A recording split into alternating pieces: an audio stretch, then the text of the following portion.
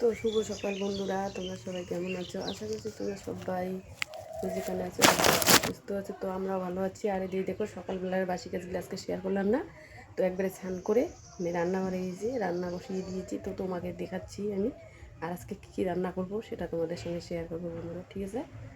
তো তো দেখো আমি রান্নাঘরে চলে এসেছি, যে রান্না দিয়ে এদিকে তো ভালো দিয়েছি, আর এদিকে এই যে শাক করেছি, শাক বসিয়ে দিয়েছি।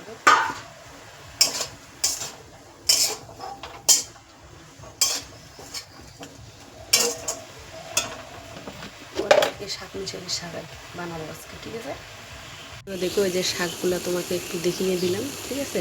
কী কী শাক বানাচ্ছি এটা বোঝা যাবে না।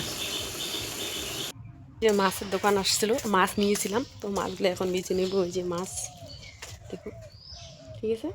এখন বাজারে যাচ্ছি, ঠিক আছে? বাজার থেকে এসে দেখা হবে, ঠিক আছে? তো বন্ধুরা দেখো আমি বাজার থেকে চলে এসলাম।